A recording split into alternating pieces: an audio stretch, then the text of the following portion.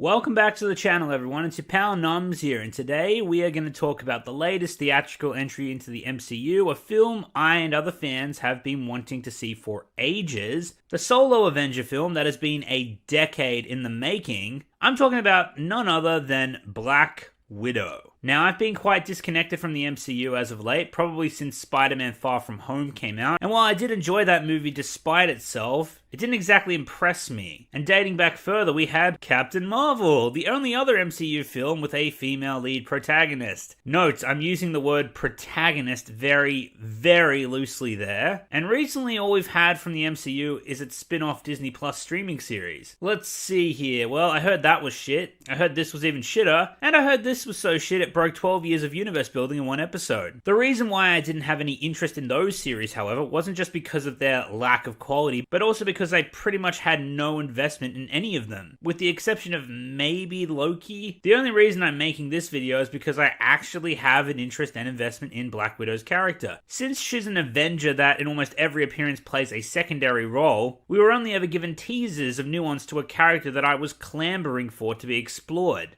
I also wasn't a big fan of how she was used in several of her appearances, that being certain sequences in Avengers, Captain America Civil War, Avengers Age of Ultron, and Avengers Infinity War. Let me reiterate, when I say I didn't like how she was used, doesn't mean I hate how her character was written. Black Widow was written to have a rough exterior due to her past trauma, with her humanity buried deep within, a lingering guilt for her past actions, and a snarky personality used to either flaunt her ego, or in some cases as a defense mechanism to hide her fear. What I hate is how she was used like a superhero, tossed into scenarios that should by all accounts kill her, and treating her as invulnerable as Iron Man, Captain America, or Thor for that matter. The reason why I do like the way she was used in Iron Man 2 and Captain America the Winter Soldier is because she was singled out and given objectives that catered to her strengths. She's a spy, a master assassin. She's not Wonder Woman, and she's not a super soldier. Now you sound like you.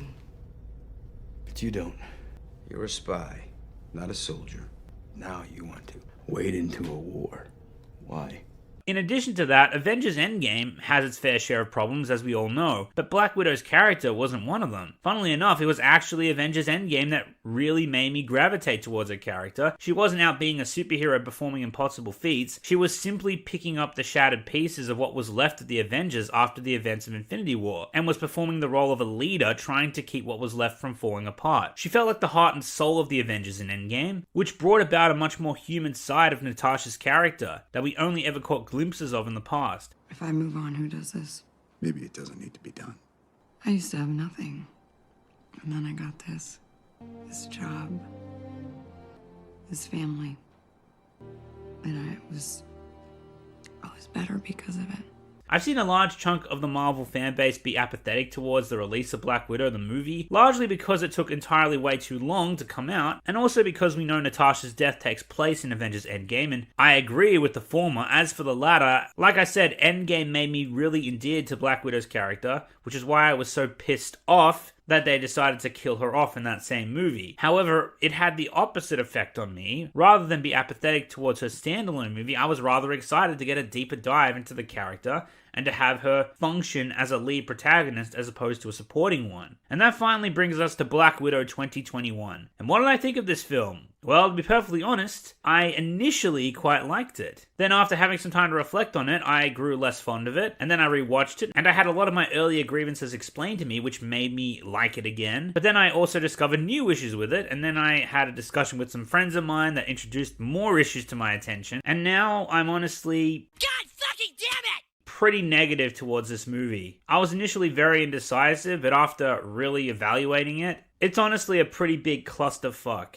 I also believe in being fair, and while Black Widow has its fair share of script problems, continuity errors, and comic book inaccuracies, it also possesses some great qualities that I do want to highlight in this video. The reason being, if we ignore the good or fail to acknowledge it, then chances are future films in the MCU may neglect to adopt these practices in their stories and scripts, and that benefits no one, not the fans, and not even Disney. So anyway, sorry for the lengthy introduction. Let's get started. So the movie starts off in the year 1995 in the US state of Ohio, where a young Natasha Romanoff is living with her adopted younger sister Yelena and foster parents Melina and Alexei. The film gives us a small amount of time to get a sense of their family dynamic, the little nuances between the characters, the siblings and their parents. That night at dinner, the father comes home and insists that they all need to pack up their things and leave as soon as possible. So it turns out this supposed family life Natasha had in her youth was entirely fabricated for a deep cover operation for a Russian intelligence group led by General Dreykov. If the name Dreykov rings a bell, that's because it was scarcely mentioned in the first Avengers movie. Can you wipe out that much red?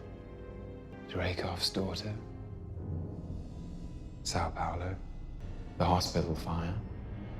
Barton told me everything. Alexei and Melina are Russian spies who were working undercover for 3 years with a SHIELD division run by Hydra at the time, working in conjunction with the Winter Soldier program to develop a chemical agent that controls free will. Once Alexei stole the data and burnt the rest of it, they needed to evacuate out of America immediately. They drive out to an abandoned airbase where they have a plane stationed ready to fly them out of the country. The family is being chased by the authorities who are hot on their tail, so they need to make haste. To help clear the runway, Alexei performs a feat of superhuman strength by flipping a car out of the way. It's later revealed that he is the Marvel character called the Red Guardian. The film doesn't tell you where he came from, or why he's enhanced, or how it happened. It's almost entirely banking on the audience just knowing he's a Soviet Union Captain America knockoff. His character is relatively simple. He relishes being the pride and joy of the Soviet Union military forces, and he feels that he is being misused or even punished for being thrown onto this, quote, boring, end quote, espionage mission, and who yearns to return to his Russian superhero duties. While they are escaping, Alexei takes out a rifle to defend Melina, who is getting ready to drive the plane down the runway, but she is wounded in the process, and so she has to instruct Natasha to complete the takeoff. Initially, I was chuckling that the authorities would even dare open fire on a vehicle carrying small children on it, but given that the film explains that they stole from a division of SHIELD that was run by Hydra, we know for a fact that Hydra wouldn't for a second hesitate to kill children, so it makes a bit more sense in retrospect. The family barely escapes and they fly to Cuba, where Dreykov is waiting for Alexei to hand in the data they stole. Meanwhile, Natasha and Yelena are by their foster mother's side as she's receiving medical attention. Now that their mission is over, Alexei is begging Dreykov to return him to his duties as the Red Guardian, while Dreykov's men are attempting to detain Natasha and Yelena. As I said, Natasha and Yelena are not Alexei's real children. Natasha was selected from a very young age to be taken to the Red Room, a secret facility run by Dreykov that plays host to the Widow program, and Natasha was being trained there before being selected for this mission, where she was placed with a fake family and posed as their daughter for the sake of their cover. But now that the job is done, she is to be taken to the Red Room,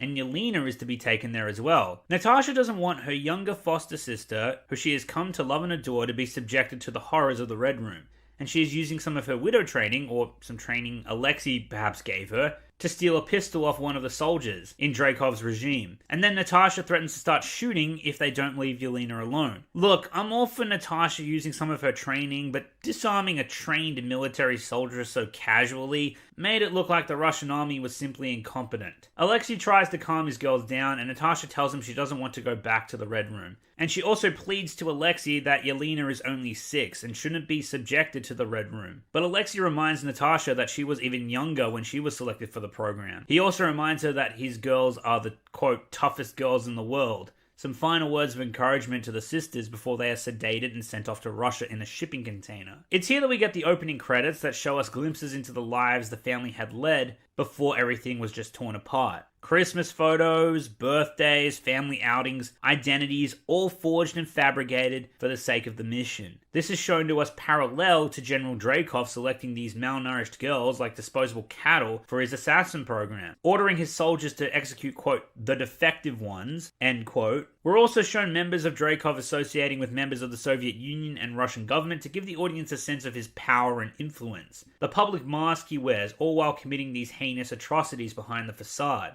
in the shadows. While I admit the song was a very odd choice, I think this was a fantastic edit to show us just how deep this intelligence group operates. how ruthless the main villain is and how large his shadow looms despite his limited screen time. And of course, the tragedy of Natasha Romanoff's loss of a childhood. She had 3 years of what could loosely be described as an ordinary life, but for what little it was, they ripped it away from her. 21 years later, we link up with Natasha as she's on the run shortly after the airport battle in Captain America Civil War. T'Challa told Ross what you did, so they're coming for you. I'm not the one that needs to watch their back.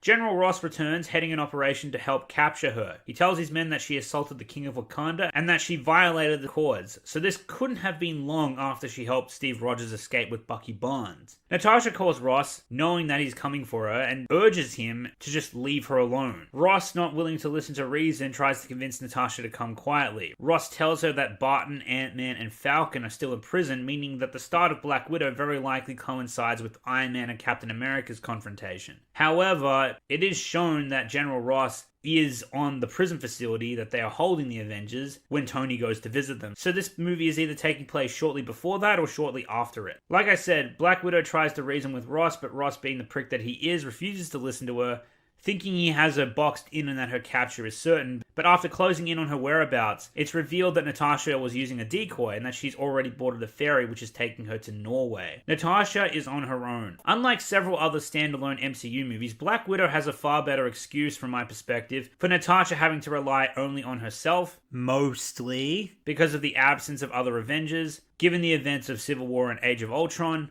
Most of the Avengers were left in complete turmoil as fugitives or scattered across space. Given the state of the Avengers, there's nobody that Natasha can really turn to, right?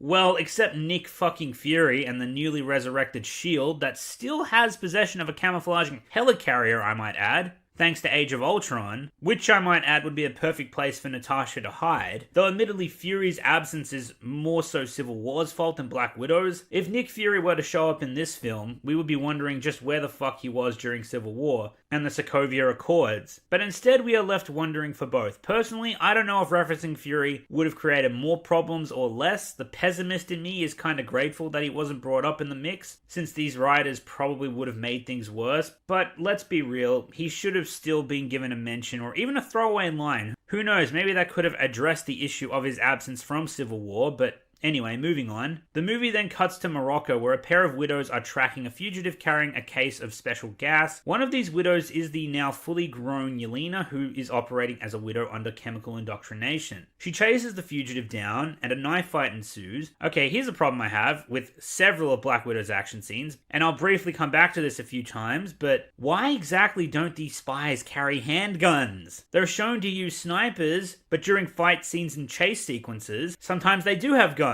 And sometimes when the plot needs them to, they don't. And this is also true for the main supervillain in this movie, which we will cover when he shows up. Anyway, the climax of the knife fight results in the fugitive being mortally wounded, and in a final desperate attempt, she releases the gas agent from one of the vials she carries, and frees Yelena from the indoctrination. It's then revealed to Yelena that the fugitive was in fact a friend of hers. This is explained a bit later, but I'll mention it here. There are several generations of widows. The fugitive, who possessed the case of vials and anti-mind control gas, was one of the older ones, and she worked in the science division of the Red Room and apparently grew a conscience in her recent years, so she developed the gas as a counteragent to the mind control chemicals that they were using on the newer generation of widows. And this was done against Dreykov's wishes, and so Dreykov sent the widows after her to execute her. One of my initial issues with Black Widow was why would the Red Room develop a counteragent to its own mind control chemicals? And I saw a few other people, including some YouTubers, that have this issue as well. It wasn't until my second watch through that I caught that detail. So if that part had you stumped and you were wondering, well, there you go. Yelena, now full of remorse after realizing she has just killed her friend, receives the vials of gas from the fugitive, along with her final words to, quote, free the others. Before we move on, I have to mention the fact that of the dozens and hundreds of widows Dreykov has under his control, Yelena, the one widow who knew Natasha, was the one assigned to terminate the defector and retrieve the vials, and as a result, she is the one freed from the mind control, and this enables the movie to take place. Look, it doesn't break anything, and I'm fine with this. It's just worth pointing out that it's a massive convenience.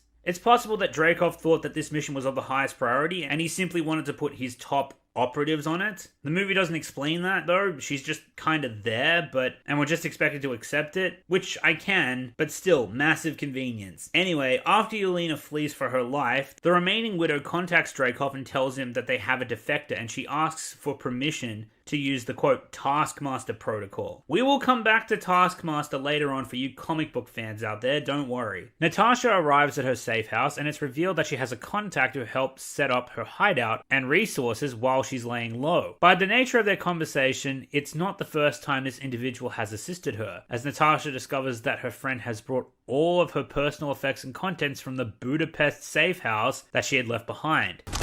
Just like Budapest all over again. You and I remember Budapest very differently. I swear, if they pulled a Solo and made an entire movie out of that one line, I'm gonna be pissed. You've never heard of the Millennium Falcon? Should I have? It's a ship that made the Kessel run in less than 12 parsecs. 190 years old? You look great. Anyway, Natasha drives into town after her generator has run out of fuel and is ambushed by a mysterious figure who tries to blow up her car.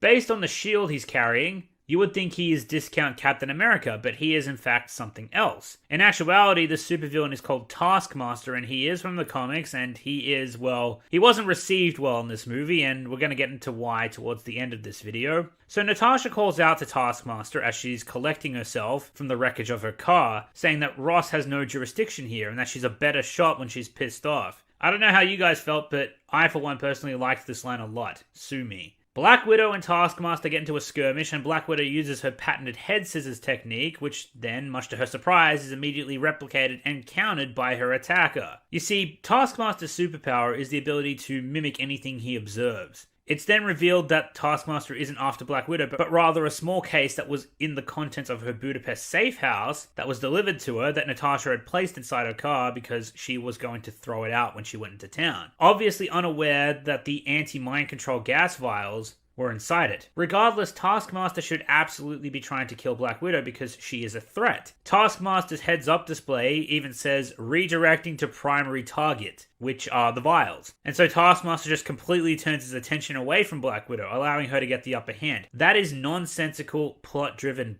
bullshit. Just have Natasha get the upper hand. That doesn't make Taskmaster look like a complete incompetent buffoon. I had this theory that Taskmaster was being controlled by Dreykov and that's why he was way more interested in the vials, but even so, that just makes Dreykov look stupid. Ergo, not good. But anyway, like I said, Natasha gets the upper hand after she's beaten down twice, and Taskmaster then turns his attention away from her. And hang on, for a high-tech assassin who is even shown to be using a firearm later on, and who is also being seen using a Hawkeye-inspired bow later on, why does Taskmaster not use any of these in the fight with Natasha? Either it's because Natasha wouldn't stand a chance and the writers somehow need her to get the vials, or they were simply too lazy to design an action sequence around those elements that they introduce later.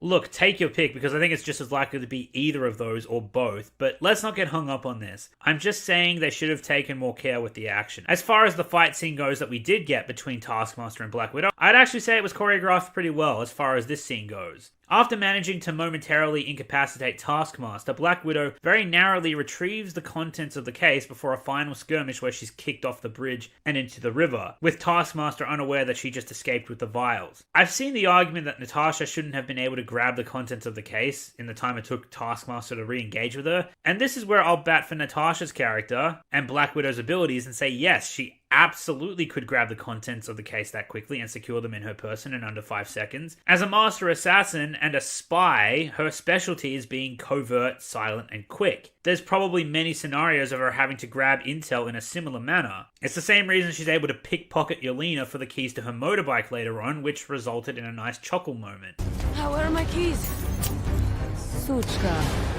I've also heard people wondering how the hell does Taskmaster get around the globe so quickly? Well, the film also took the effort to show us later that the Red Room is a mobile floating sky fortress that uses several high-tech jets to travel to and from the Earth's surface. So Taskmaster traveling around the world at speed isn't the problem. Taskmaster tracking Black Widow around the world sure as shit is. Based on his fight with Black Widow, I think the film expects us to infer that he is tracking her by tracking the vials, but how the fuck is he doing that? How doesn't Natasha know he is doing that? And if she does, why the hell doesn't she do something about it? But that aside, there's actually no way in hell Taskmaster would be able to do that, nor is that even hinted at. If he's able to track down these vials anywhere on the planet by, shall we say, reading their chemical signature, and yes, I'm absolutely fabricating this out of my ass, but if Taskmaster is able to track their chemical signatures, then that is gonna definitely break a few things. I'm fine with the Russians having advanced technology to a degree, but that's just stupid. If they can trace the chemical signatures, then why can't they trace blood or DNA? I know I'm straying too far off the beaten path with this, but I'm just trying to point out the fact that this is bullshit, if I hadn't already made that clear. I did, however,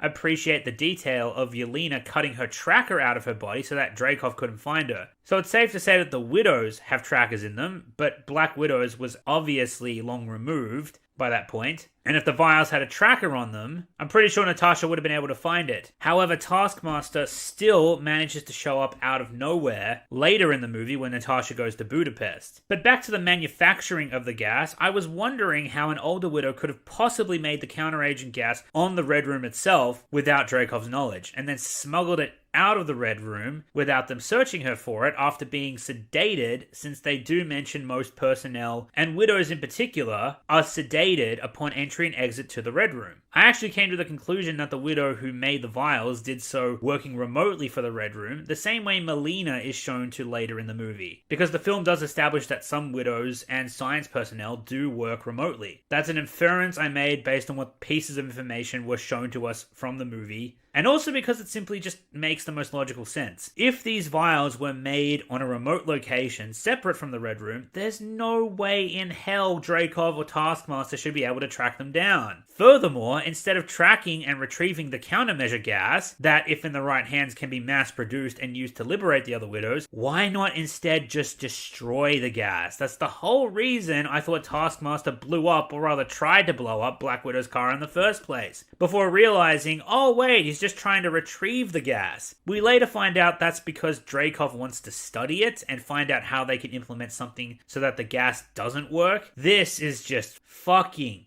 stupid. And it's the only reason why Natasha was able to escape with the vials in the first place. Well, that and other things we discussed. If Taskmaster just obliterated her car and the contents inside it, we wouldn't have a movie. The vials would be destroyed, and honestly, so would Black Widow as well. But instead, he only disables her car and tries to retrieve the vials. That's completely stupid. Natasha washes up downstream and looks at the contents of the case. As we know, it turns out to be the vials of gas we previously saw, as well as an attached photograph of Natasha and her foster sister when they were children. This revelation that her sister is somehow tied up in this terrifies Natasha. And so she heads to Budapest to try and find Yelena, since that's where the vials originally came from. And oh boy, this part really fucks the brain. How the hell did Yelena know how to send the vials to Natasha? What happens in the movie is Natasha's contact says he brought her personal contents from the Budapest safe house to Norway because he, quote, has someone else staying there, end quote. Which would make us naturally assume that Yelena knows Natasha's contact, that she presumably met during her SHIELD days after she had defected from Dreykov, and Yelena somehow knows exactly where to go and who to go to that can pass along the vials to Natasha. Naturally, we'd assume the contact owns or at least runs the safe house, right?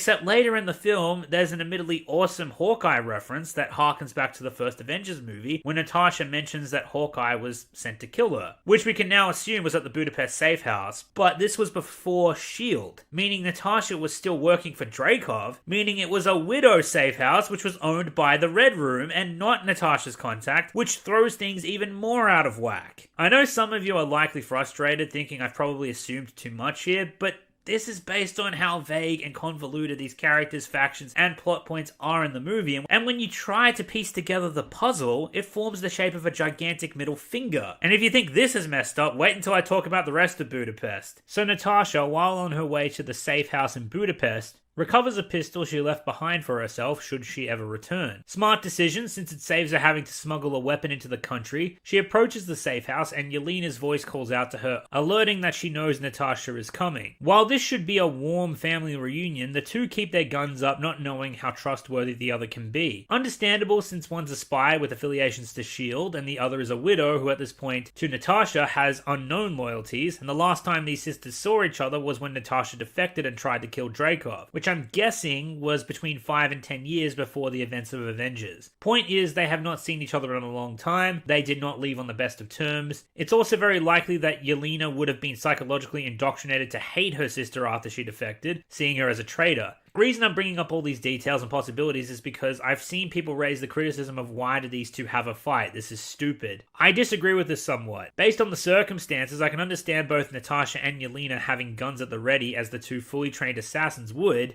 never being too careful, and I could understand a fight breaking out as neither wants to drop their guard first. However, where I draw the line is Yelena picking up a knife and actively trying to stab and kill her sister in the midst of the fight. Some people will likely raise the point of, oh, but she just had a gun pointed at Natasha. Yes, true, but that was just a measure of self-defense. Here she is on the offensive, trying to kill Natasha, and after she sent Natasha the vials no less, doesn't make any sense. But other than that, the fight is actually pretty entertaining, and it ends with Natasha calling a truce after she secures her sister in a stranglehold. The two estranged adopted siblings exchange words, and I've already mentioned some of these talking points, so I'll try and be brief. Yelena and Natasha both make it very clear that they aren't there to be best friends. Yelena tells Natasha that the whole reason she came to the Budapest safe house was because she knew Natasha wouldn't be there, which is where she makes the reference to Hawkeye with the arrow markings on the wall.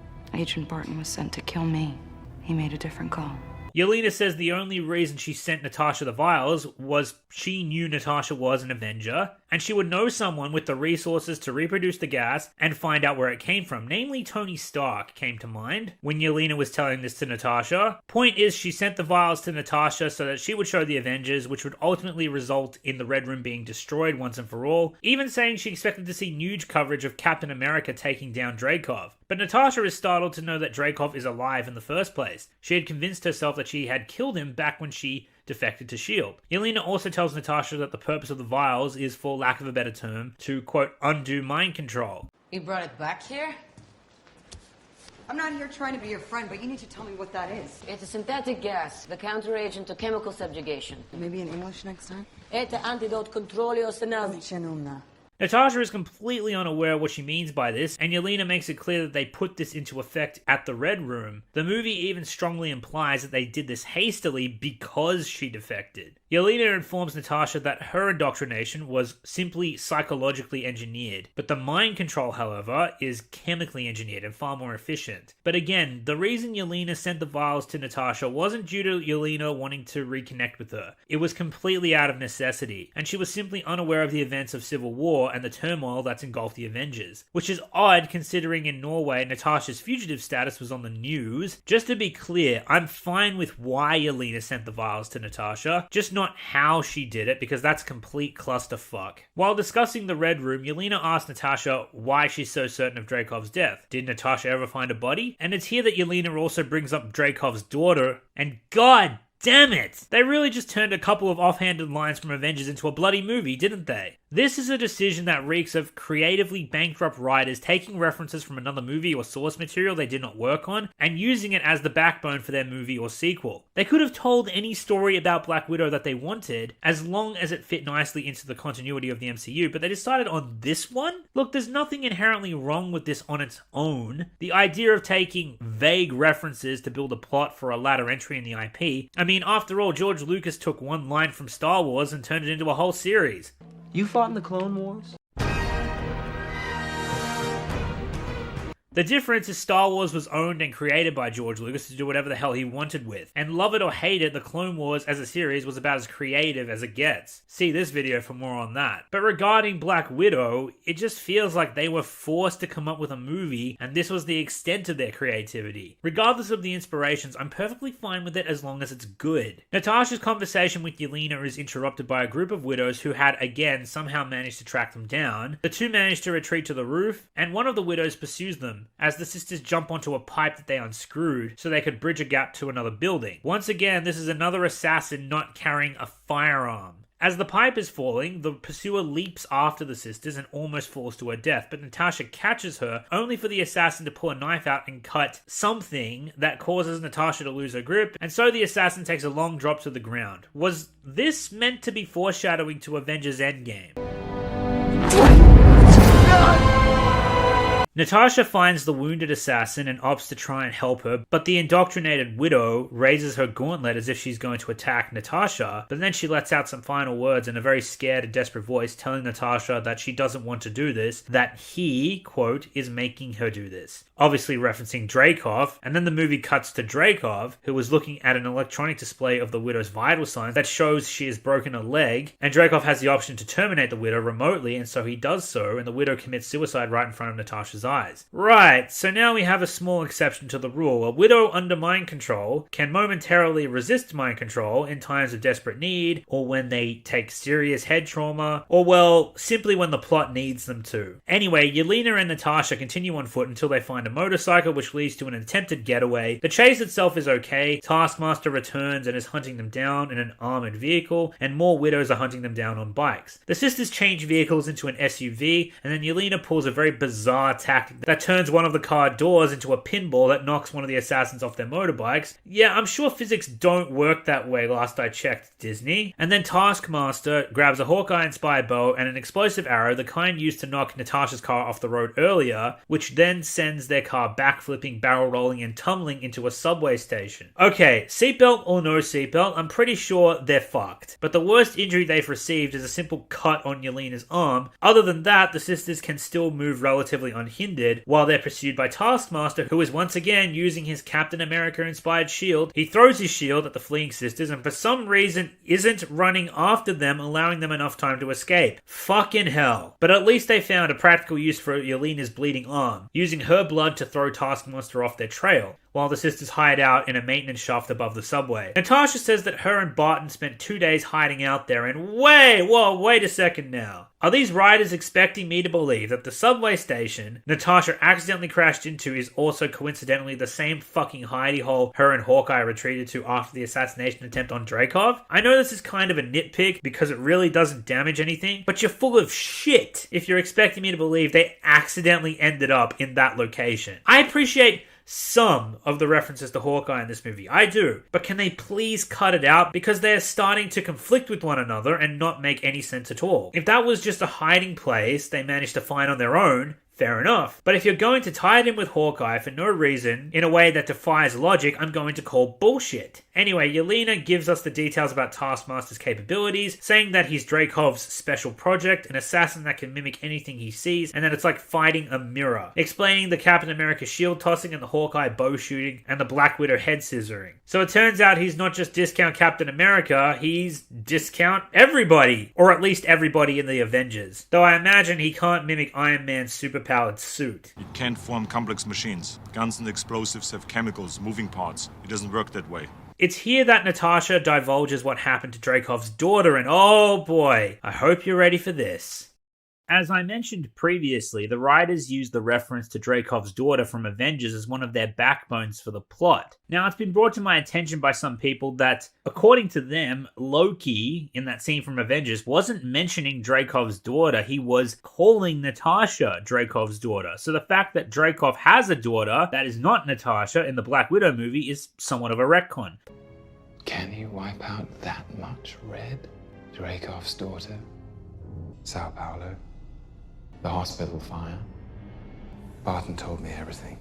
Personally, I never saw it that way. I think it's ambiguous enough in Avengers that the direction they went with in Black Widow works well enough not to contradict anything yet. What absolutely is contradictive is the fact that Natasha supposedly killed Dreykov and his daughter by blowing up the original Red Room, which likely would have contained Yelena, by the way, but whatevs. And Natasha did all this not in Russia, in Budapest, which is in Hungary, and has nothing to do with Russia. Natasha supposedly committed one of her most haunting and heinous bad deeds, which she still carries tremendous guilt for, in Budapest. This should be an event and location she does not take joy in revisiting. Let's once again go back to Avengers. Just like Budapest all over again. You and I remember Budapest very differently. Natasha seems to be quite fond of Budapest. She reminisces with Hawkeye as if she's looking back on good times. What the fuck? And why did these dipshit writers think Budapest needed to be the fucking staging ground for everything important and traumatic that happened in Natasha's life, instead of building a new and fresh story They just spammed the shit out of a couple of dialogue lines from a movie they didn't make, and they've done this so much that they completely fucked up their meanings with numerous contradictions by this point. Also, regarding Natasha's plan to blow up Dreykov and needing Dreykov's daughter as a means of verifying he was in the building, why didn't Natasha just use a sniper or something? Why blow up the whole building for one guy if you're a master assassin? That doesn't exactly scream finesse. I really don't see the difficulty of using some precision to kill one person. And by the way, I was only inferring that Natasha blew up the Red Room since she was quite clearly convinced it was gone after Dreykov's death. And the fact that she blew up a whole building to kill Dreykov, I don't see why she would need to do that unless it was to stop the Widow program as well. Come to think of it, perhaps the writers could have done a story in parallel of Natasha having to assassinate Dreykov in the past, where we would have gotten some actual nuance on this assassination attempt, and in the present you could have had Natasha retracing her steps and confronting her demons, and for the love of Christ, don't reference Budapest like it's a nervous tick. Solo, a Star Wars story, did the same thing with the fucking Kessel Run. Use some actual imagination. Anyway, back to the movie. The sisters travel to a gas station outside of Budapest where they can restock and supply, and it's here that Yelena gives us some more information about the Red Room's unknown location and security. She also references Natasha's status as an Avenger being the reason why Dreykov hasn't tried to have her killed yet, and has done his best to stay off her radar. But there's a moment towards the end of the movie that should kinda render Dreykov completely unafraid of the Avengers, but we shall cross that bridge when we come to it. In the midst of their conversation,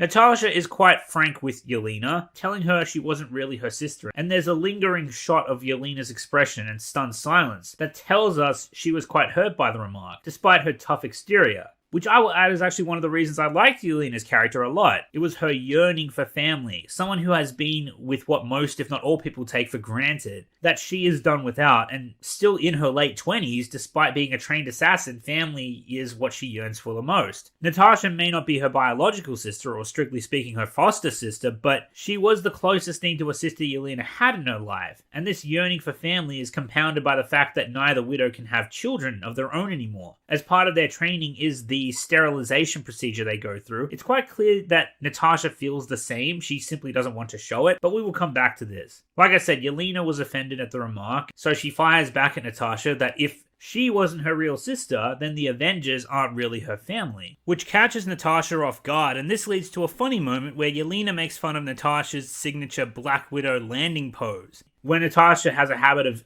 sticking a landing and then flicking her hair up. So many times I've seen MCU movies make terrible jokes regarding the meta surrounding them, but this is actually one of the exceptions I'd say works quite well, and it further reinforces Natasha and Yelena's relationship as sisters, despite the fact that they don't want to admit it to one another. Because this is exactly the kind of thing a sibling or a best friend would make fun of and ridicule. Why do you always do that thing that you do when you whip your hair when you're fighting? It's a fighting pose. You're a total poser. Come on, I mean, they're great poses. This leads to a very nice scene where Natasha and Yelena share a drink together at a nearby restaurant. Together, they talk about their past lives, their not foster parents, where the counteragent gas came from, and what a heinous individual Dreykov is, but the part that really grabbed me was where they talk about the what-ifs in their lives. Yelena talks about the birth certificate that she forged and describes what she envisioned for Natasha's life. Their family was still based in Ohio, but Natasha moved out west to be a science teacher and start a family. For all the things I've criticized about Black Widow, its script writing problems and continuity errors, it's these quiet character building scenes that really stood out to me as the highlights of the movie. These simple but effective character dynamics. Natasha and Yelena steal a nearby car and set off on a mission to break Alexei out of jail so that he can tell them the location of the Red Room. During the car ride to meet Natasha's contact, there's a moment the two have where Yelena starts talking about the jacket she bought from the gas station and how Natasha is so jealous of it, but she's just reluctant to admit it. The moment is mostly played for humor, but there's 2 points I'd like to make here. The first is the reason they drilled this jacket banter into the script so hard is because it was meant to highlight where Natasha got her jacket from. Oh no, here come the Solo flashbacks. Show me how to do that.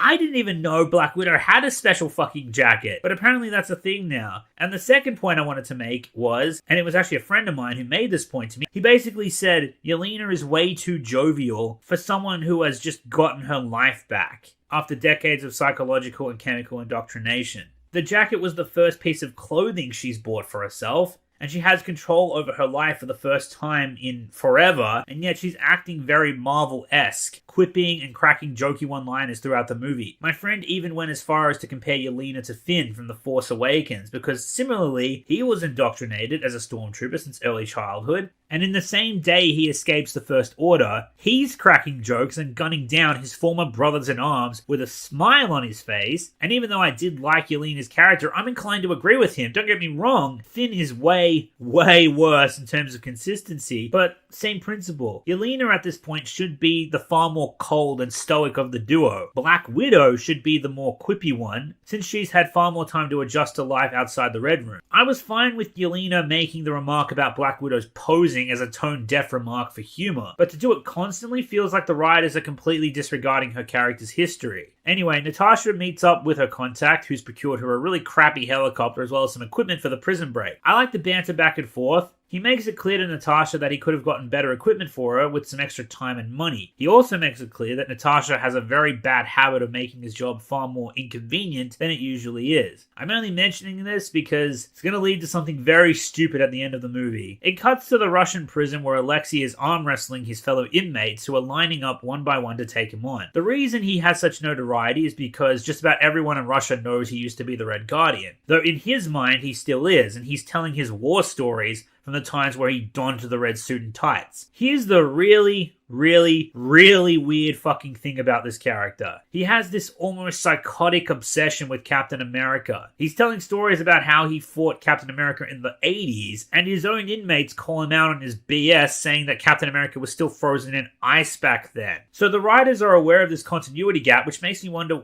why the hell did they even bring it up in the first place? This gag, or whatever it was trying to be, is never addressed nor explained, so it just makes Alexei come across as crazy. There's even a moment later on in the film where Alexei is hounding Natasha for details about whether or not Cap mentioned him, and the whole time the audience is just wondering, what the fuck is this? It's not comedy, and it's not banter, it's just awkward and bizarre word vomit. Anyway, Alexei gets a mail call where Natasha smuggles in a Red Guardian action figure that contains a transmitter, and she guides him out of the building, though against her wishes, and eager to relive his glory days, Alexei makes the loudest escape attempt possible, trashing the guards and his inmates on the way out, when the plan was to have him do it stealthily. He makes it outside, but the other inmates follow him and also try to escape. I do like the detail that the prison guards on the inner wall and the railings were using non-lethal stun rounds, and the guards on the outer wall were the ones that were using live ammunition, meaning the first priority of the prison was to contain, not to kill. Alexei, despite his super strength and agility, can't make it to the pickup zone on his own, so Natasha drops down from the helicopter to take out some of the guards. Once again, she's not using firearms, and she's taking on 6 guards at once, all possessing guns using her martial arts. The choreography itself is okay, it's just once again the fact that she didn't have a firearm left me scratching my head. Yelena, while trying to keep the chopper steady, is taking heavy fire from a stationary gun that's shredding her helicopter apart, and she just brushes it off as some mild annoyance. Instead, she flips the chopper into cruise control, where it hovers on its own. I actually had no idea that you could even do that. And then she casually walks over to a rocket launcher, casually picks it up, and casually fires it at the stationary gun tower, blowing it to smithereens. Which, by the way, causes a catastrophic avalanche that ultimately results in the likely death of dozens of people. Which Natasha and Alexei just casually ignore, by the way. And because she caused the avalanche, Yelena makes this quippy remark.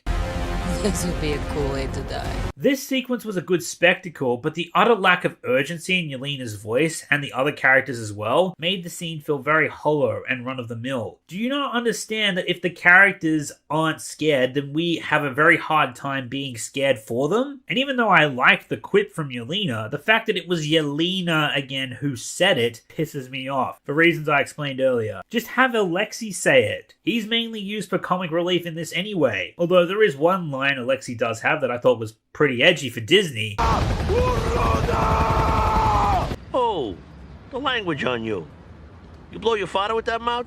The fuck you say to my— Anyway, now that Alexei has reunited with his sort of foster daughters, he's surprised to see they didn't come to his rescue out of personal affection. He's wondering why they're so hostile towards him. It shouldn't be a secret since he essentially gave them to the Red Room and to Dreykov, but he's baffled to the point of asking them if it's, quote, their time of the month. And then Yelena goes off on a tangent about how her and Natasha don't get their periods anymore because of their widow training. What's weird is this whole talk of ripping out uteruses feels like it was played for laughs. Shock fucking horror to these writers, that's not exactly something I find funny. Natasha sits down with Alexei and urges him to divulge the location of the Red Room. Alexei insists that he has no idea where it is, and then he goes off on a tangent about how much he despises Dreykov for sending him to prison for the rest of his life. For some reason, he says this twice as if the writers needed to spell it out for us and place some extra emphasis on it, but now I got a really big question. If Dreykov wanted the Red Guardian out of the way, why the hell didn't Dreykov just have Alexei killed instead of putting him in prison? Let me argue in favor of this for a second. I understand that the Red Guardian is a great asset to both Russia and to Dreykov. I also understand that Dreykov is the kind of villain that likes power, not just for himself. He gets off on the fact that he has an army of indoctrinated female killing machines at his disposal. He loves the fact that he has the ability to terminate them at the click of a button. He likes that he has the power to influence the fate of nations. So I can understand Dreykov wanting to keep the Red Guardian alive and on a short leash at his disposal for whenever he needs him. However, that doesn't explain why he's keeping him in a regular prison, where, by the way, Alexei should have already escaped from on his own by now. I imagine it wouldn't be very difficult with both his training and his superhuman abilities, especially if it's a regular prison with regular inmates. Again, why is Dreykov just keeping him there instead of, keeping him on the fucking Red Room, where the film later shows has very tight security with cells that are strong enough to hold Captain America level superheroes from breaking out. And if Dreykov has the mind control agent, why didn't he just keep Red Guardian under mind control and at his disposal? Alexei even lets us know that he has no idea why Dreykov put him in prison, and he starts running down his own short list of possibilities, but the reason why he can't tell us why Dreykov would do this is because the writers honestly have no fucking clue. Alexei is just in that prison for the sake of the plot. That's all. Anyway, after discovering Melina is alive and working outside St. Petersburg, the trio comically crashes their helicopter on the way there.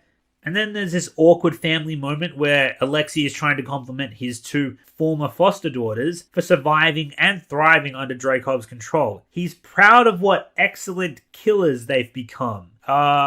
Okay then. I will say I did find it funny when Alexei goes to hug them both, and then Yelena tells him how bad he smells and awkwardly slides away. I mean, yeah, the guy just got out of prison. At least they got that detail right. But the film then finally shows us that Melina is alive and well and now looking after a farm of pigs that she's using to experiment Dreykov's mind control technology on. And she's alerted to the presence of some intruders. However, the fact that she recognizes that it's her former family staves off her sniper rifle, and she invites them into her home where she sits them down for a drink so that they can catch up. But she sounds very uneasy and uncomfortable about the whole thing. Natasha spots her entering a secret room and warns Melina, hey, no funny business. And Melina tells her to relax because she's putting her weapon away. And bafflingly, Natasha nods and walks away from her. Like, you might want to make sure her hands are in complete view and she's not going to alert your position to Dreykov, but oh well, that's how we need to start Act 3, don't we? Alexei's in the bathroom trying on his Red Guardian outfit, which is just there for some reason. I suppose it was possible that Melina's house is the last place he left his suit. He and Melina do trade sexual remarks to each other, which was enough to make the audience wince, but it did allude to an actual romantic relationship that went on beyond the mission in Ohio.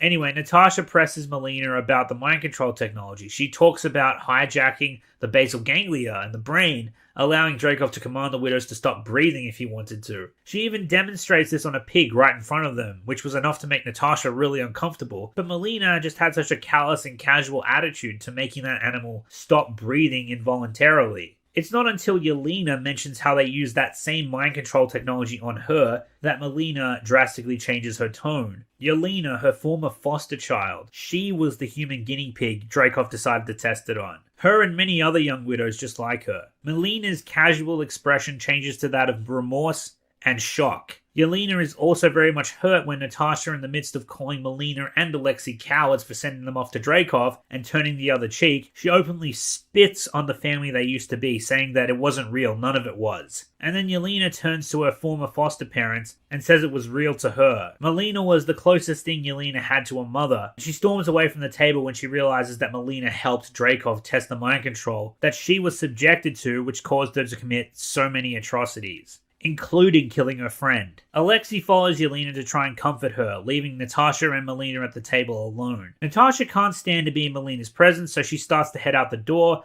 to find and kill Dreykov on her own. Melina tries to convince her not to go alone because it would be suicide. Natasha then catches eye of the family's old photograph albums, the ones they staged for the sake of their cover in America. It strikes a chord in Natasha that Melina would hang on to these mementos if she felt no affection for the children at all. Natasha asks Melina what happened to her real mother, and Melina says it was Dreykov who actually killed her. She also tells Natasha that she wasn't abandoned. She was selected by a screening process for the widow program, and a bargain was struck with her parents. Well, at least a bargain was struck with her mother anyway. She doesn't even ask about her father. Gee, I can't imagine why. We'll get to that. Melina also tells Natasha that her mother tried so hard to get her back. Normally, one civilian poking around Dreykov's affairs wouldn't warrant an execution, but like mother, like daughter, she was relentless. Melina also asks Natasha how she kept so strong through everything she's been through. Much to her surprise, Natasha quotes Melina from earlier on in the film, saying, quote, "Pain only makes us stronger." Whether or not Melina was Natasha's mother didn't matter anymore. The fact is, they both mattered to each other. They both impacted each other. Natasha may despise the fact her family was a facade back in Ohio, but those 3 years impacted her deeply. It wasn't much, but it was all she had, and she survived because of it. And this revelation is enough to make Melina have a change of heart, coming clean to Natasha, saying that she alerted the Red Room when they first arrived,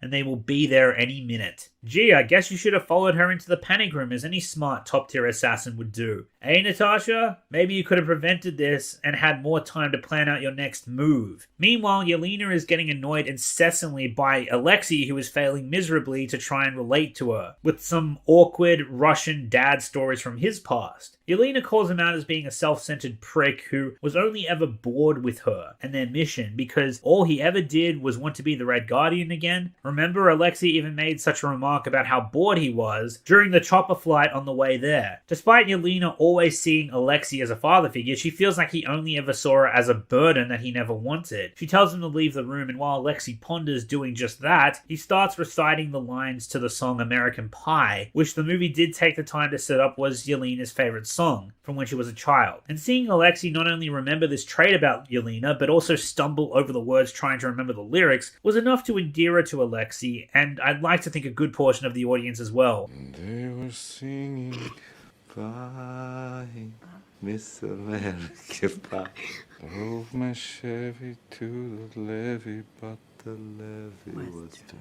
For all of Alexei's talk about his glory days and his resentment of his, quote, boring undercover mission, he absolutely grew to love Yelena like a daughter. Regardless of your problems with Black Widow, or mine for that matter, moments like this throughout the movie and these subtle nuances really do convince me that the film does have a beating heart to it. Something I'll say that was completely absent from Captain Marvel, I might add. But before we get too comfortable, the Red Room operatives invade Melina's ranch and tranquilize Alexei. As Yelena tries to escape, she finds Natasha unconscious, and Melina, who's now dressed in a combat suit, zaps Yelena unconscious, appearing to have betrayed her foster daughters, and then she turns to Taskmaster saying, "Let's not keep him waiting."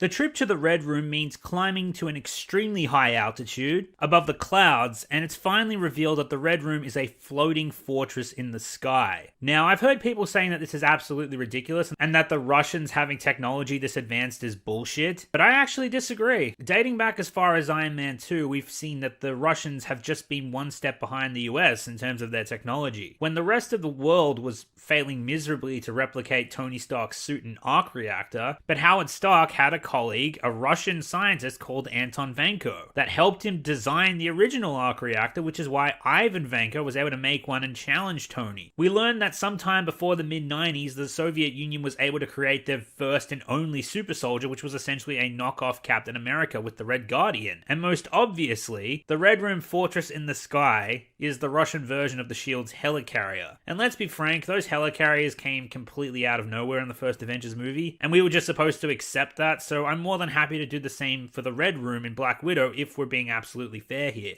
Come to think of it, Dreykov and his Widow organization really does seem like Russia's version of Nick Fury and SHIELD. One man helming a powerful covert shadow organization that works in partnership behind the scenes with each nation's respective government. So no, I really don't think that the Red Room Sky Fortress is a problem in this movie. Anyway, Melina docks on the Red Room with the other jets, the vials of anti-mind control gas are taken to cold storage, and Natasha and Alexei are taken to the prison cells where Alexei should have been taken in the first place, instead of the regular prison they broke him out of. Meanwhile, Melina walks unobstructed through the Red Room facilities and takes the elevator directly up to Dreykov's office. Admittedly, I was somewhat puzzled at first why Melina was allowed up to Dreykov's office without an armed escort, or why Dreykov didn't have extra security staffed at his office. There is an explanation, and oh boy is it stupid. Anyway, Dreykov welcomes Melina with open arms, but makes it clear he's not greeting her out of the fondness for her absence. He has work for her to do. Firstly, he wants Yelena's brain cut out so Melina can identify the weakness to the anti-mind control gas. Again, why don't you just destroy the gas and problem solved? Although Dreykov does talk as if this has happened before, although he doesn't explicitly state it, and he's doing this on the basis that it will likely happen again. Still, just destroy the goddamn vials and no more gas.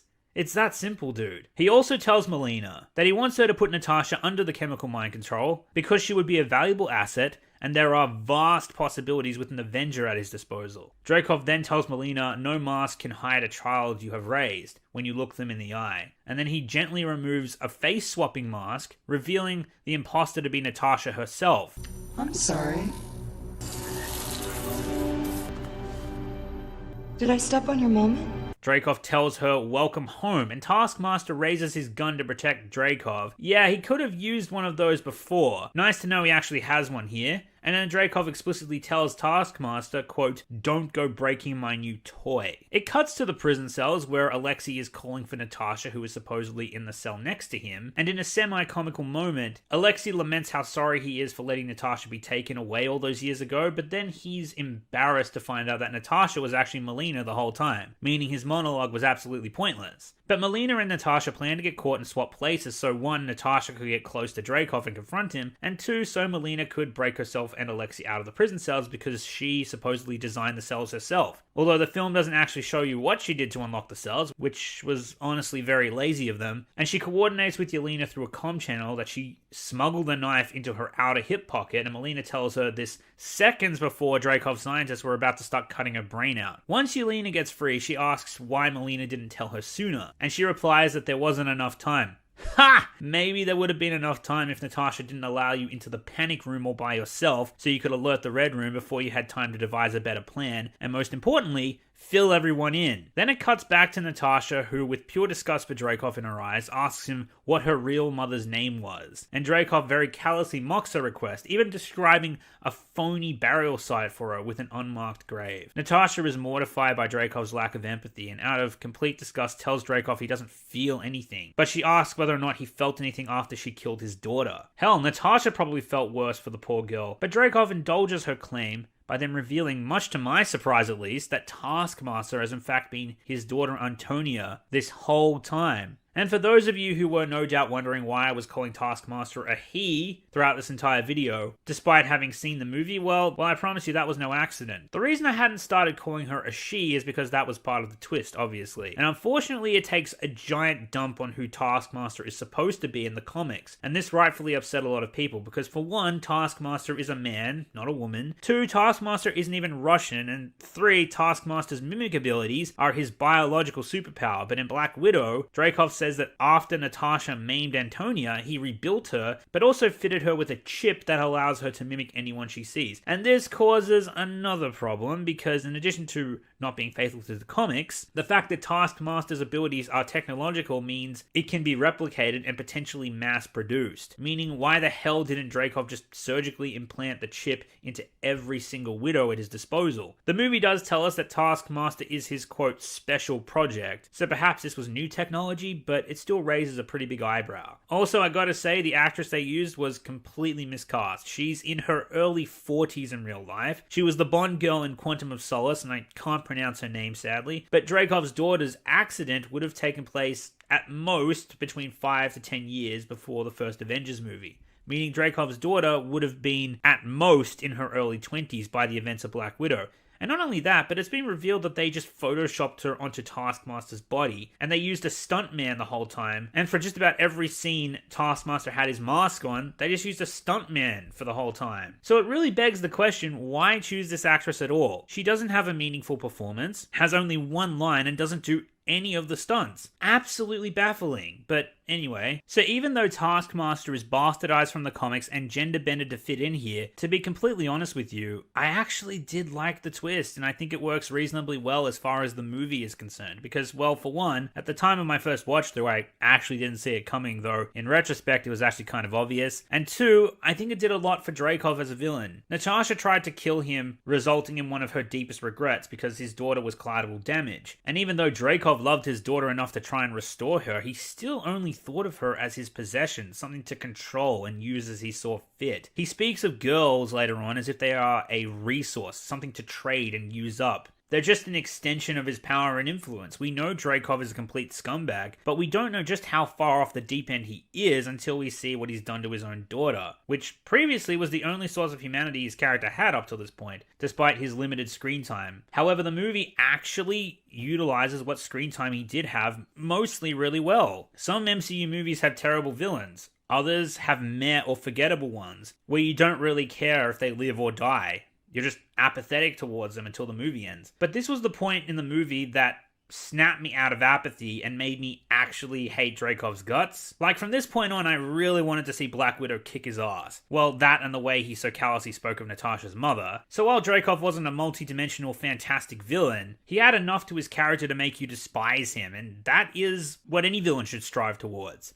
And ultimately, when writing a villain, you're supposed to make the audience care enough that they get foiled in what they're trying to do. And the Taskmaster twist accomplishes that. Not to mention, the Taskmaster twist does a lot for Natasha's character as well, because now she's not just looking across the room at a faceless Marvel villain. Now she's actually confronting one of her deepest demons. And now that the cat's out of the bag, Dreykov sends Taskmaster down to the lower levels of the Red Room to deal with Melina, saying he's very disappointed in her, and he so casually sends his own daughter and most dangerous bodyguard away to deal with the intruders. As Natasha points out, the glaringly obvious, Taskmaster was the only thing keeping her from killing Dreykov, and so she takes out a pistol to try and shoot him, but she can't pull the trigger. Dreykov then even invites her to try and stab him instead, with a smirk on his face, but she can't bring herself to do that either. And Dreykov whispers to her she's incapable of killing him due to a pheromonal lock that he engineered into her a long time ago, and as long as she can smell him, she can't hurt him. How are you controlling me? I'm not controlling you, Natasha. Well, not yet. There is a pheromonal lock. It prevents you from committing violence against me. Wow. Okay, let's unpack this load of shit. Firstly, I want to say, I do love the idea of Dreykov having some kind of a failsafe for preventing his widows from turning on him. It shows that he is very cunning when it comes to controlling his pawns and protecting himself. However, this is also quite possibly one of the dumbest fucking failsafes the writers could have come up with. As far as I can tell, the way the movie uses the failsafe is perfectly fine writing-wise, but they didn't stop for 5 fucking seconds to think how exploitable this is. The way it plays out in the movie is fine enough since Natasha is faking vulnerability in front of Dreykov to flush out information from him, the same way she did with Loki, but we will get to that. However, the fact that this particular failsafe even exists is utterly baffling and very contradictive. We find out that widows as old as Melina have this pheromonal lock. And this was long before the Ohio mission took place, meaning they hadn't discovered the key to using mind control on the widows yet. But this pheromonal shit is absolutely a form of mind control, which makes you wonder why the hell they even needed the Ohio mission in the first place. Seems to me like the Soviet Union was making great strides to unlocking mind control on their own. What I'm trying to say is this type of failsafe kind of contradicts the premise of the film. But most importantly, this whole failsafe is entirely reliant on his assassins being able to smell him, meaning they would never use lethal means outside of stabbing him in the back or strangling him. The pheromonal lock does not account for other methods of killing someone, including shooting from across the room, poisoning his food, using a sniper rifle or a bow to take him out at a longer range, and like this very fucking film demonstrated, using a bomb to blow him up. There is a pheromonal lock. Prevents you from committing violence against me. All clear. Congratulations, writers. You fucking played yourselves. Anyway, Dreykov knows what Melina is up to at this point. She's trying to initiate a landing sequence for the Red Room, but he's using the terminal in his office to lock her out of the system. I'm going to skip ahead here a bit, but basically Melina somehow avoiding being shot by Dreykov's guards causes an engine malfunction, meaning the Red Room is now going to plummet to the earth. And this is meant to put Yelena on a time crunch to find the vials and free the widows on the station from their mind control. And all this while Red Guardian is fighting Taskmaster, and ultimately with Melina's help is able to seal in one of the Red Room cells. Back with Natasha, Dreykov is going over how he intends to use her, but she starts belittling him and everything he's built, calling him and his organization pathetic. As much as Dreykov pretends the remark hasn't gotten under his skin, Natasha persists, asking Dreykov when's the last time someone spoke to him that wasn't forced to. He insists to her that what he does has purpose, real purpose. He tries to flip Natasha's claims that his objectives are pointless and that his means are pathetic back onto her, saying that she left to fight in the wrong war. The real war was fighting in the shadows. Dreykov clearly trying to validate himself in front of Natasha, but she fires back at him saying he didn't fight in the shadows, he hid in the dark. I've seen some people refer to Dreykov as the ultimate misogynist, as if his character was designed this way to demonize men due to some woke Hollywood agenda of some kind, but I actually disagree with this to some extent. Judging by this interaction between Black Widow and Dreykov, which I think is mostly well written by the way, Dreykov's character actually comes across as less of a misogynist and more of a clinical sociopath with extreme narcissistic tendencies. You see, narcissists have the tendency to get off on manipulating and controlling other people. They also are constantly looking for self-validation and admiration from other people, even when they don't really need to, because it comes from a place of deep-rooted insecurity in themselves. Which is why a lot of villains in movies tend to monologue about the genius of their evil plans to their victims. How do you think I got rich? I invented weapons, and now I have a weapon that only I can defeat. And when I unleash it, I'll get... Sly dog! You got me monologuing! I can't believe... The hero isn't going to care. They're just trying to convince themselves that their psychotic work has meaning. And like I said, the narcissists love feeling that they can manipulate other people. In Dreykov's case, he seems to have a fetish for possessing and manipulating women to his will, like pawns to be discarded once they've served their purpose. He even refers to Natasha as his, quote, new toy. Later in this very interaction with Natasha, he refers to girls as the resource the world has too much of, and he turned his own daughter into his own personal weapon, which he can use via mind control. What I'm trying to outline here is that Dreykov is a misogynist, sure, but he's far more of a narcissist at the core of his villain character, and this is why the conversation plays out the way it does. In other words, his misogyny is really just the cherry on the cake. He tells Natasha real power comes from undetectable influence, now trying to justify that his need to stay in the shadows is what makes him powerful. Natasha tells him if nobody's noticed what he's done, then why even do it? He has all this influence and power at his fingertips, but he has no acknowledgement for any of it. For someone who has all this control over others, he also has nothing. No one's noticed, then why even do it? You're nothing. If you define yourself by your power to take life, desire to dominate, to possess, then you have nothing. Natasha plays on his narcissistic insecurities to the point of Dreykov losing his composure and lashing out at her, which results in one of the most badass Black Widow moments. Oh, stop it! Don't tell me to stop! I don't tell you when to stop, then how will you know when to shut up? Come on. Think I can't take a punch? Damn it, you're weak. It's easier to be tough in front of defenseless little girls, huh?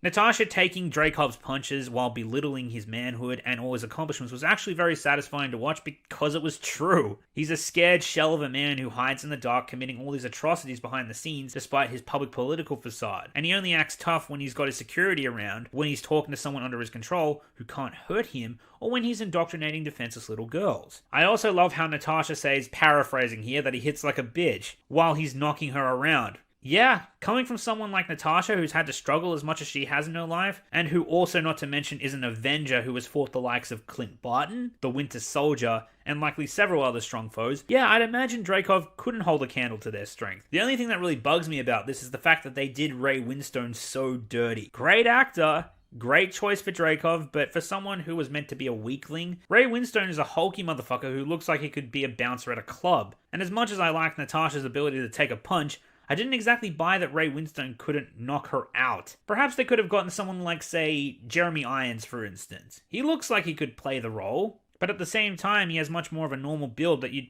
probably expect to find from a character like Dreykov, who mostly hides behind other people to do his bidding. But look, that's absolutely a nitpick here. Let's move on. Dreykov, still annoyed that Natasha seems amused by his attempts to break her, is triggered by, once again, his insecurities to show the scale of his influence, trying to demonstrate his dominance in front of her. And Natasha just giggles at the fact that he's, quote, still trying to impress her, but Dreykov, however, insists that he doesn't need to impress anyone, obviously lying to himself. Natasha then observes Dreykov use his ring to unlock the console at his desk, that then opens up the database on every single widow across the globe that Dreykov has under his control. He wants Natasha to look at what he can do. Okay, remember when Dreykov said he wanted to stay off the Avengers' radar? Well, here's where I have another big problem. On the display, Dreykov is showing Natasha that he controls hundreds, if not thousands, of widows at his disposal, all of which are more or less just as lethal as Natasha is. Now, remember what Bucky said when he gave a scenario of what would happen if someone got control of just a dozen Winter Soldiers?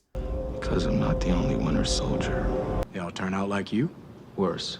The Doctor, could he control them? Enough. Said he wanted to see an empire fall. With these guys, he could do it. They speak 30 languages, can hide in plain sight, infiltrate, assassinate, destabilize. They can take a whole country down in one night. You'd never see them coming. So if Dreykov has this many widows at his disposal, I'm pretty sure that's more than enough to overwhelm S.H.I.E.L.D. and the Avengers. Widows aren't soldiers that fight head-on, remember? They are assassins that lurk in the shadows and hide in plain sight.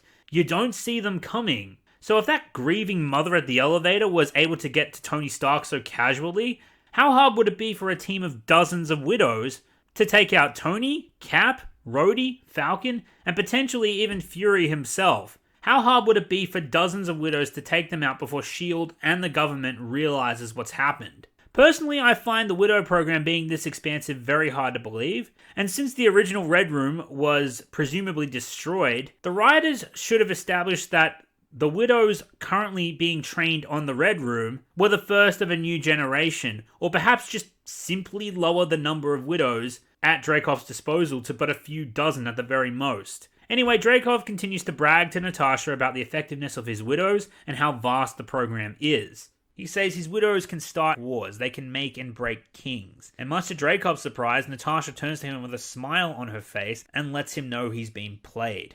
Oh, you find this amusing. Why are you smiling? Don't take it personal, but thank you. Thank you for your cooperation.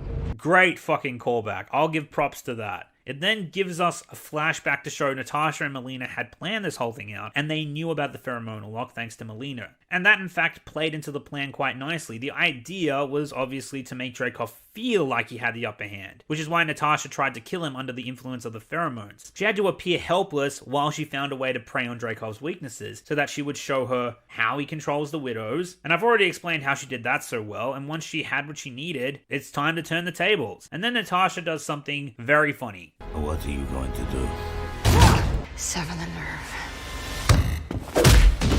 actually, if you must know, funny as this looks, it's actually loosely scientifically accurate. In Dreykov's presence, if Natasha wanted to completely stop smelling, making sure that the olfactory would stop transmitting lingering cells to the brain, breaking her nose in particular would be one way to make sure that she couldn't smell due to damage to the olfactory receptors. If you don't believe me, take it from this guy, assuming his doctor credentials are correct. He says breaking the nose can cause swelling or blood clots inside the nose that can decrease your sense of smell. Change in the shape of bone or cartilage inside the nose can affect the airflow, which can also change your sense of smell. Scent molecules are absorbed into the upper midline nasal mucosa and transported to the nerves that sense smell, the olfactory nerves. Rarely, especially with high velocity trauma to the nose, the delicate olfactory nerves will be broken as they enter the bone of the skull. If this occurs, it is permanent and it will eliminate the sense of smell. So just to be clear, you can make fun of how it looks, but it does make sense with what Natasha was trying to accomplish in the movie, and as I said, loosely, it's scientifically accurate. But that's not to defend the concept of the pheromone failsafe as we discussed in length. The fact that they exist at all is incredibly stupid. But I just thought it was a fun fact that I wanted to share about that scene. Anyway, Dreykov, realizing that he's in trouble, activates his console, setting out an alarm to alert his widows, but Natasha grabs his hand and punches him in the face, and it's certainly worth noting that this is where she acquires his ring, which is the key to unlocking the database on every widow in the world. Honestly, I'd call bullshit if this was other Avengers besides Natasha. Maybe Hawkeye would also qualify, but I'd imagine part of her training was how to be as covert and subtle as possible, whether it be pickpocketing or thievery for that matter. So I really don't mind how she acquires the ring. Natasha is about to take her revenge on Dreykov, telling him that he took her life away and now he's going to pay. Suddenly, Natasha is yanked off her feet by a grapple hook as Dreykov's dozen or so widows in training show up to save him. Dreykov leaves the room, not knowing Natasha stole his ring, and tells his widows to kill her but make her suffer while they do. And after Natasha gets back to her feet, she tells the widows she doesn't want to hurt them. Meaning the fight has reason to drag on because neither party is going to immediately use lethal means. Which explains why Natasha doesn't use the pistols currently equipped to her. I honestly think the fight scene that plays out is pretty awesome. It's hard hitting, very entertaining, and decently choreographed. I like how the widows surround Natasha so that she can't escape, while several engage with her in hand-to-hand combat. Thankfully, a lot of the other actresses are kept out of frame, meaning you can't see what they are doing and rarely anyone has to compensate for this by either,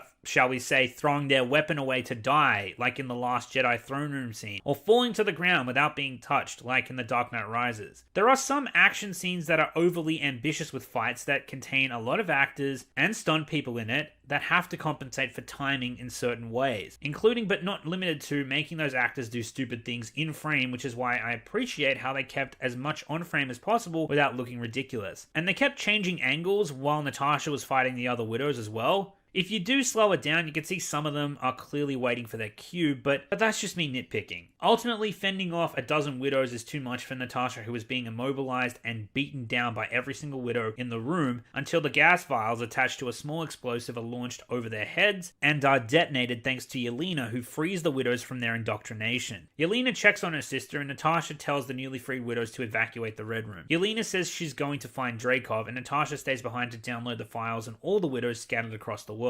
She also, in a very quick edit, takes 2 undamaged gas vials off the ground before leaving Dreykov's office. And this is an important detail that before I rewatched the movie I thought was a plot hole, because one of these vials is used to free Taskmaster, aka Antonia, from the mind control, and the other is given to Yelena for mass production. But I couldn't figure out where the fuck Natasha got the vials from. But no, she actually does acquire them on screen, though it is very convenient that the exact same number of vials she needs are not damaged by the explosion that was used to blow all the vials. But oh well, lucky for her I guess. And then, as I said, Natasha leaves Dreykov's office and shoots her way out the window as it's blowing up. Okay, I just want to say I apologize for taking my time with that scene. There was just a lot to break down, and there was also a lot about it that I wanted to praise where I could. But what do you say we wrap up talking about this movie, eh?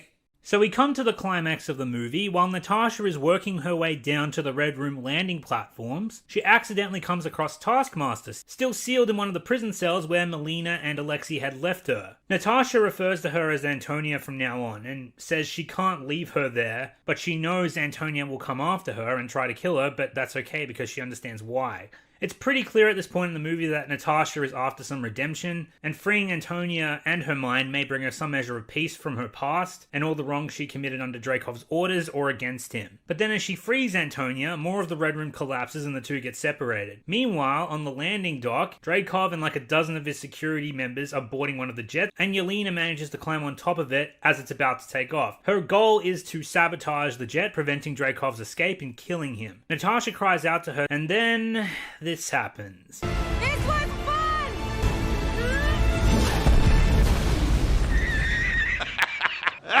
Easily one of the dumbest moments in the entire MCU. Seriously, do the writers not know that explosions don't work that way? And not to mention, what the fuck are those sticks that the widows have been using this whole time? They look like some of the most impractical fucking melee weapons a person can use. They look like fucking candy canes, for goodness sake. Anyway, the explosion doesn't kill Yelena, somehow, and instead launches her off the Red Room like a pinball. And so Natasha dives after her, and we come to one of the best set pieces of the movie, the fall of the Red Room. This was shown off quite heavily in the trailer. They were hyping it up quite a bit, but honestly, as cool as it was a bit too short. Natasha, while free-falling, maneuvers through a large amount of debris to get to Yelena and release her parachute. The sisters have a tiny moment together, but then Black Widow eyes Taskmaster closing in on them and realizes Antonia is after her, and baits Taskmaster to follow her down. And while Taskmaster is trying to kill her, Black Widow manages to grab hold of Taskmaster as she pulls the parachute. Black Widow and Taskmaster come crashing to the ground and rise to their feet, staring each other down. Like I said, it feels like this is to be the big climactic fight of the movie, and honestly, as cool as the fall of the Red Room was,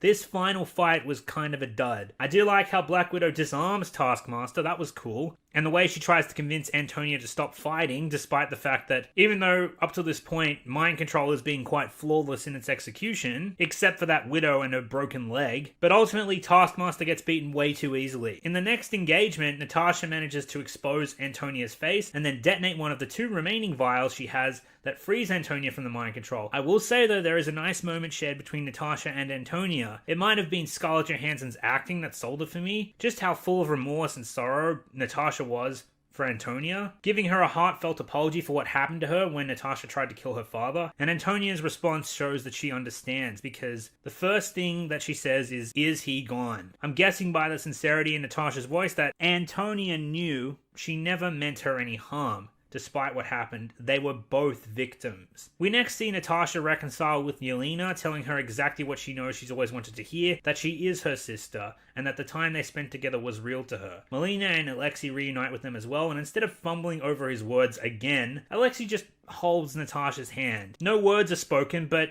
you can just tell they can sense how one feels about the other. I thought it was decently executed. It didn't overly indulge itself, but it still hit the right beats emotionally. The scene closes out with Natasha sending Melina, Yelena, and Alexei with the widows and the last remaining vial of anti-mind control gas so they can mass produce it, track down the other widows still enslaved, and free them. Yay! So I guess we know what Disney Plus show this movie was trying to set up. At least, well, until the end credits scene, but we will get to that. But the part that fucks me off about this scene is that Natasha Romanoff, master assassin and spy, fugitive of planet Earth, and former Avenger, decides to willingly get captured by General Ross. Huh? Ross wants to chuck her into the Raft prison where Barton, Ant-Man, and Falcon and Wanda are being held in. But Natasha willingly gives herself up.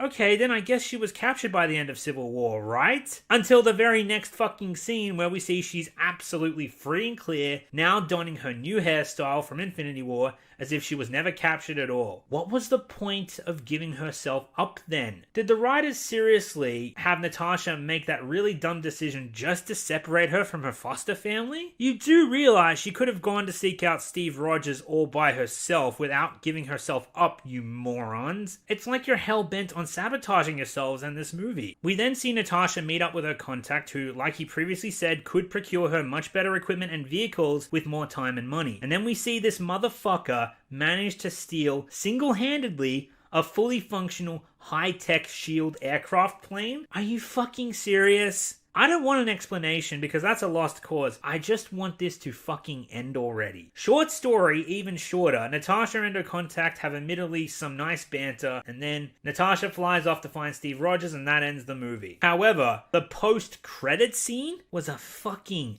aneurysm. It takes place after the events of Endgame as Yelena goes to visit Natasha Romanoff's grave. And then she's caught by surprise by Elaine from Seinfeld and has a bunch of awkward chit-chat with her, but then she hands her an iPad and says, "I thought you'd want an opportunity to kill the man responsible for your sister's death." And it's fucking Hawkeye. Marvel, what the fuck are you doing? This isn't me surprised and excited. This is me utterly fucking bewildered at the stupidity of this twist. How are they possibly going to try and pin Natasha's death on Hawkeye? What are they thinking? That is never going to make sense and is ludicrous. And confirming that Yelena is going to be in the Hawkeye series under this pretense just makes me not even want to watch it even more. Fuck you, Kevin Feige. Anyway, finally that brings us to the end of the film. And while there was some positives about the film that I wanted to praise, you can no doubt tell that I got more negative as the video went on. I was really excited for Black Widow, and I did initially have a lot of good to say about the movie when I first watched it. So it's immensely disappointing for me to ultimately come to the conclusion that it's a really bad movie. Or rather,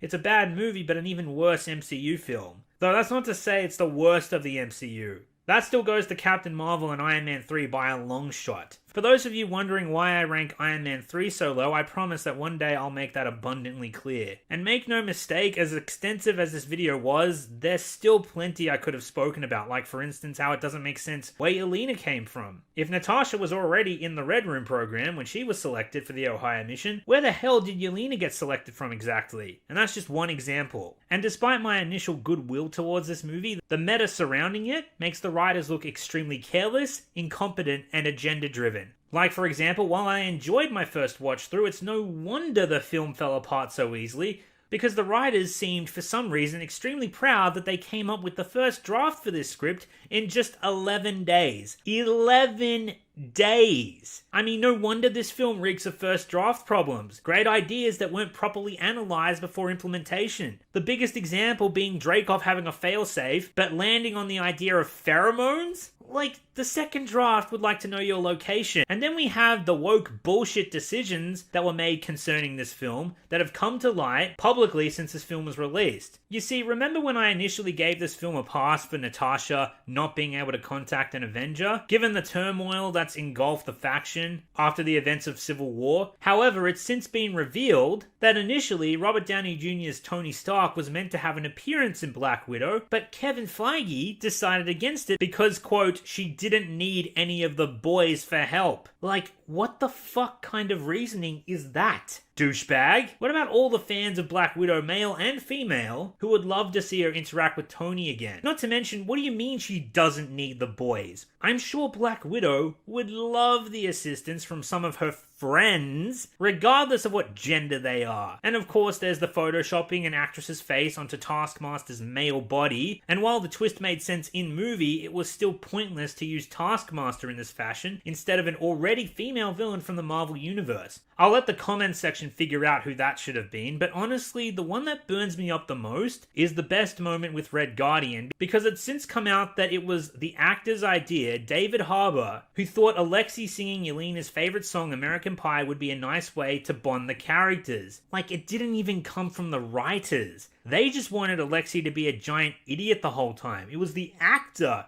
who saw sense and advocated for Red Guardian to have a genuine moment with Yelena that wasn't completely ruined by sad attempts at comic relief. I honestly really wanted to like this film, and as it stands right now, I think despite its many flaws, I can still rewatch it when marathoning the MCU because there are enjoyable aspects to it. Natasha Romanoff is quite possibly at her best in this movie, ever the ass-kicking snarky assassin we all know and love, and Scarlett Johansson's acting knocked it out of the park. Yelena, despite being way more jovial than she ought to be, considering her character's history, is a welcome addition to the MCU, and I found her to be an absolute delight. Dreykov is a villain I'd enjoy watching get his comeuppance again because of what an irredeemable, heinous scumbag he is. Red Guardian did have his moments. I liked the Red Room Fortress in the Sky. Natasha versus Yelena was entertaining, even though at times a bit nonsensical. And Natasha versus the Widows was pretty good. Hell, even the bridge fight with Taskmaster. Despite my criticisms, it is enjoyable to watch and is reasonably well choreographed. And some of the humor as well did lend to give this film a nudge nudge up in quality, so even though I can enjoy a rewatch, I feel like the more I find out about how this film came to be and the decisions that were made behind the scenes, the more I'm going to hate it. If I had to come up with some quick fixes for the movie, get rid of the pheromones, obviously, maybe have the failsafe linked to a device that's been planted in all the new widows, so if Dreykov dies, the new widows die, or something to that effect. Have Taskmaster and all the widows carry and use their sidearms, not just knives all the goddamn time. If you want to have a good fight, at least earn it. Make the safe house in Budapest a former SHIELD safe house, or better yet, don't mention Budapest at all. Have Yelena track down Black Widow by more sentimental means, perhaps. Maybe Natasha could have been hiding out at their old Ohio family home, or perhaps Natasha could be hiding out at the ruins of the old Red Room or something to that effect. Something that's sentimental to Yelena as well in some sort of way. Since they are both on the run, Yelena could search for Natasha at a place she knows she would try to hide,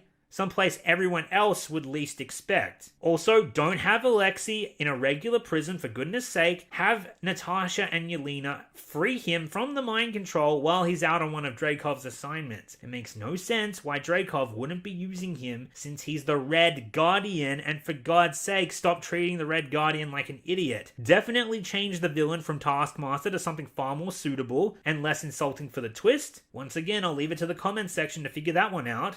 Give Dreykov a bit more screen time and a much better death. And finally, have an Avenger appear so the movie and its circumstances feel far less contrived. Whether it be Nick Fury or Tony Stark or Captain America, any one of those choices with proper care would have fit nicely into this film's continuity given the timeline. Each and every single one of those changes would have made this film substantially better. Unfortunately, that's not what we got, and what we did get was very disappointing. Given the amount of years they've had time to plan for this film, fans were asking for a decade, and what they got was primarily 11 days of writing effort from writers that didn't deserve to be in the position they were in. And they've delivered what looks to be mostly a first draft for the final product, and Marvel should be ashamed of themselves. Black Widow, it pains me to say, was really, really bad. Right, well, that pretty much brings us to the end of this mess. Thank you for sitting through. I hope you found the analysis enjoyable. Even if you enjoyed Black Widow, which I wouldn't fault you for, because like I said at first, I did as well. Not sure what I'll have in store for the next video. I suppose time will tell, but I hope whatever it is brings me more joy to talk about. But before I go, I do have a little outro I'd like to give.